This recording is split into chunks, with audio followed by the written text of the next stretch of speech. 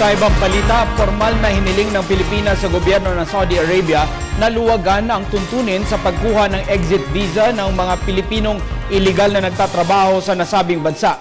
Ayon kay Foreign Affairs spokesman Raul Hernandez, pinakiusapan nila ang Saudi government na i-waive ang paghaharap ng no objection certificate na dapat isumite ng mga employers. Kasama dito ang pag-aalis ng multa sa nawawalang work permit na nagkakahalaga 1,000 reals, gayon din ang di pagre-renew ng permit na nagkakahalaga ng 2,000 reals.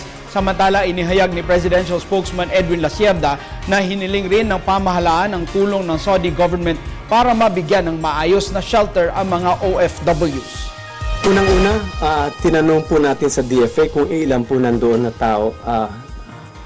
There are around 1,000 people. Now, are these 1,000 people there the whole day? Ang sabi po ng post sa Jeddah ay hindi naman po buong araw nandoon sila. Sa umaga po, nandoon po sila sa encampment. Sa gabi po, bumabalik po sila sa mga bahay ng mga kaibigan. May mga temporary accommodation sila. Now, who are these people? These are the people who are undocumented. Wala pa po silang exit permit, exit visa.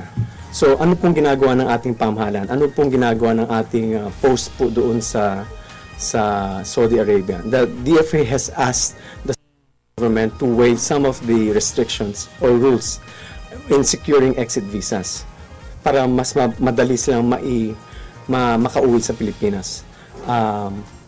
Pangalawa, we have also asked the Saudi government kung pwede silang magbigay po ng temporary shelters to our citizens also in Jeddah. Doon po kasi nangyari yung dumarami.